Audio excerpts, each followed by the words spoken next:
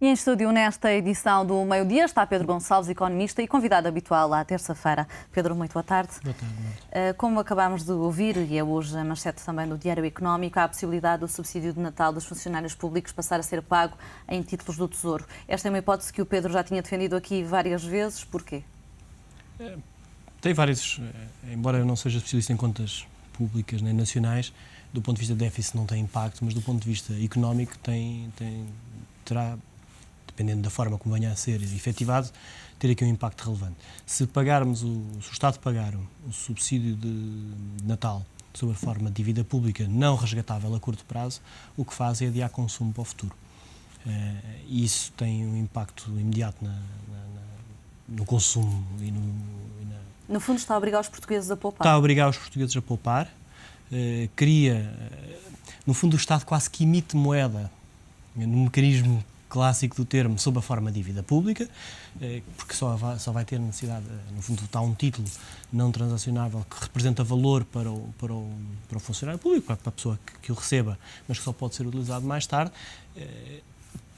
permite engrossar, digamos assim, o peso do investimento português na dívida pública total, porque os certificados são dívida pública, pertencem à dívida pública total, e estancar um bocadinho a sangria que tem acontecido nestes Mas de alguma forma produtos. alivia o Estado por ser em forma de dívida pública? Escoa este produto também? Em termos financeiros, sim. Em termos de contas e de resultado de déficit para o Estado, penso que não, embora não seja um especialista na matéria, mas penso que não terá impacto em termos de contas de déficit a nível estatístico do seu reporte estatístico. Em termos financeiros, sim, porque não há saída de caixa, não há necessidade de ir buscar esse montante já ao mercado para pagar esse valor aos funcionários públicos e é adiado, na prática, esse pagamento para daqui a 1 ano, 2 anos, 5 anos, 10 anos, conforme venham a ter. À partida está em cima da mesa a possibilidade desta medida ser durante todo o período de ajuda externa. Ora, se especula sobre a possibilidade de ser a 3 anos, a 5 anos, a 7 anos, isso significa que os funcionários públicos podem estar até 7 anos sem receber os subsídios em dinheiro? Sim. Em teoria, pelo menos. Em teoria, pelo menos. E depois é provável que haja um prazo adicional para a sua utilização, ou seja, terá pouco efeito se eu dissesse que não pagava em dezembro, mas era utilizável logo em janeiro. Agora, se eu disser que o certificado de aforro ou a obrigação, conforme o mecanismo que o Estado e o Governo venham a adotar, tem uma maturidade em 3 anos e só é resgatável em 3 anos, ainda tem que pôr esse adicional de prazo face ao último pagamento.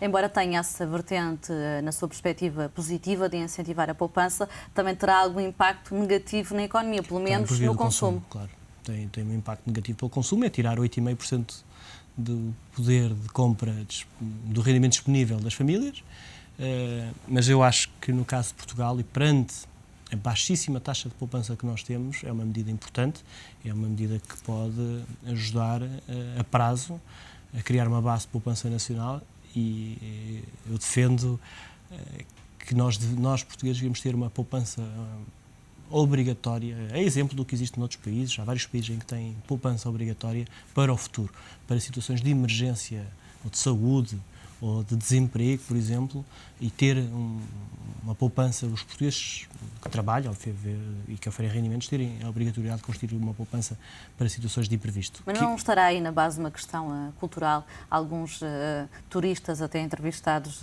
na rua, que estão nesta altura em Portugal e se deparam com a situação da Troika, têm comentado, por exemplo, que os restaurantes continuam cheios, que os hábitos de consumo dos portugueses, pelo menos por aquilo que se vê, não estão muito diferentes, apesar de estar cá em Portugal a ajuda externa. É com certeza cultural. Eu li hoje no Diário Económico uma peça sobre a resposta dos japoneses ao sismo e é interessante ver que eles vão ao ponto de não usarem as escadas rolantes no metro para poupar energia num país que está com problemas de energia porque as centrais estão paradas, ou de deixarem de consumir e de aceder aos restaurantes de luxo porque acham que é uma falta de respeito pelas pessoas que vivem em abrigos. E há restaurantes de luxo a fechar em Tóquio. Obviamente que é cultural e esta reação demonstra o contraponto contra Portugal e nós vemos que os restaurantes, quanto mais caros são, mais clientela têm. Agora também, acho que aqui há uma realidade diferente.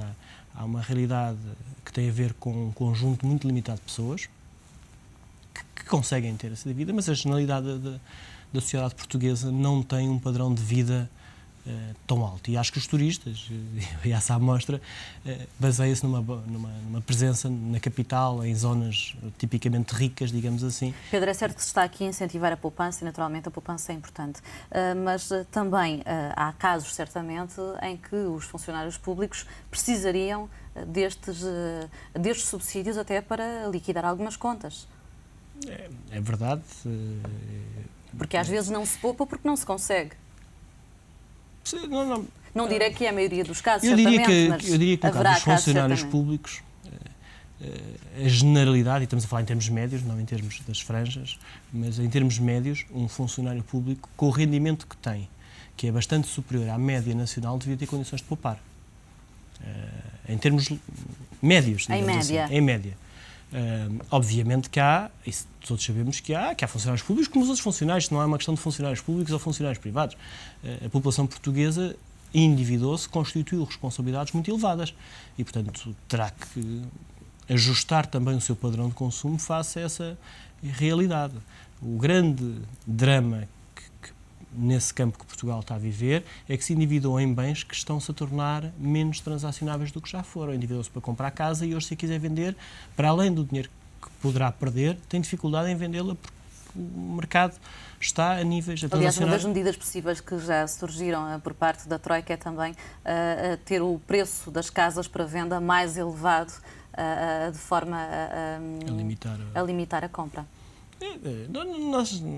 Poderá ser uma medida, eu acho que pessoalmente aí defendo que nós devemos ir ao contrário. Nós devemos criar um mercado de arrendamento ágil e fluido e existente, que não existe, para concorrer com a aquisição. Porque nós temos custos de aquisição de casa elevados, até em relação à média europeia. Mas em que medida é que isso aumenta o risco de criar uma bolha imobiliária? Não escoando as casas que há para venda. Mas as casas que há para venda podiam vir para o mercado de arrendamento se nós que tivéssemos um mercado de arrendamento tivesse a funcionar, onde a ação dos peixes funcionasse mais rápido, onde o não pagamento de renda fosse imediato em termos de ação dos peixes. Implica as tais reformas das quais já se falam há algum tempo. Algum tempo, mas nunca feitas. Não é? E implica também mexer no arrendamento antigo, porque nós não conseguiremos nunca reanimar o arrendamento novo e a renovação das cidades sem mexer num legado que temos, que é o arrendamento antigo, que continua congelado ou com aumentos muito abaixo do valor de mercado de uma casa se tivesse arrendamento livre. Pedro, ao que o Económico apurou também, estas negociações com a Troika estarão atrasadas, já deveriam ter começado na semana passada, não só porque a missão está ainda a fechar o cenário macroeconómico, depois da revisão em alta do déficit, mas como também terá encontrado algumas imprecisões nas contas públicas e também pouca disponibilidade por parte dos funcionários do Ministério em colaborarem. Parece-lhe pouco prudente, nesta altura, esta alegada falta de colaboração? A ser verdadeira, isso é completamente inaceitável. Porque vai para além do ridículo. Não é? Nós precisamos de ajuda, pedimos ajuda e depois não colaboramos com quem nos quer ajudar. Não posso crer, sinceramente, como cidadão, que seja verdade. Porque é tão obtuso que não tem explicação. Eu espero que o Ministério das Finanças venha perentoriamente esclarecer essa falta de colaboração a existir, e espero que me reafirme, acho que não pode, era de tal maneira idiota, desculpa a expressão, que não pode estar a existir. Agora, é fundamental criar as condições para a Troika e os membros da Comissão, do FMI, que estão cá a trabalhar, ter as condições de trabalho que lhes permita desenvolver o seu trabalho, apresentar o seu plano, e não devemos nunca deixar, e não sei se é esse o caso, não quero estar aqui a levantar questões que não possam existir, que o facto de estarmos perante eleições possa, de alguma forma, condicionar um trabalho que é fundamental para Portugal, independentemente das eleições e do resultado das mesmas. Pedro, esta revisão em alta do déficit, mais uma revisão em alta do déficit pelo INE para 9,1% do PIB, de alguma forma surpreendeu? Não, eu acho que surpreendeu. É assim, não esperava, depois da revisão da semana passada, uma nova revisão. Acho que não esperava porque já era muito alto? Não, temos que parar com as revisões, temos que definir critérios, não podemos estar de 15 em 15 dias a fazer revisões. O Eurostat hoje validou esta revisão em alta do INE. Pois, mas já tinha validado a anterior. Justamente, e significa que pode não parar por aqui. E tudo o que está a falar já se sabe que é assim. E agora temos mais 4 scudos, vamos introduzir porcentagens mais 4 scudos, vamos reavaliar outra vez. Isso já se sabe, portanto, acho que mais vale Eu acho que nesses campos, e aí a minha opinião nessa matéria é que a União Europeia e o Eurostat, mais do que o INE, foram coniventes com uma série de manobras contabilísticas que um conjunto de países, e aí a responsabilidade já não é deles, aproveitaram, entre aspas, ao máximo. E o caso da Grécia e de Portugal é sintomático disso. As parcerias público-privadas, todos nós sabemos, todos os portugueses sabem, que têm um impacto brutal em termos de orçamento. Futuros, normalmente não quando são lançadas. E que aquilo são responsabilidades que vão ser pagas. Agora, o Eurostat criou mecanismos que esses custos? Esses subterfúgios, eu queria usar uma palavra mais forte, esses subterfúgios contabilísticos fossem usados. E foram usados vários outros. É a tal contabilidade criativa de que tanto se fala ultimamente. É até a contabilidade criativa, foi termos perdido ao longo do processo de adesão ao euro, se recorda, os critérios de adesão ao euro eram vários, nomeadamente um déficit abaixo de 3%, estrutural abaixo de 3% e uma dívida pública abaixo de 60%. Passado um tempo, a dívida pública deixou de ser critério. Ninguém se preocupava realmente com a dívida pública. Houve vários países que entraram com a dívida pública superior a 60%, como é o caso da Bélgica. Acha que as formas de contabilização, as formas de contabilidade deviam ser uniformizadas, tanto no INE como no Eurostat, como nos vários países? Elas tentam ser uniformizadas. A questão não é só uniformizá-las. A questão é o âmbito de captura dos valores ser abrangente. Porque nós podemos ter a visão que o Eurostat teve durante muito tempo, que é só o Estado.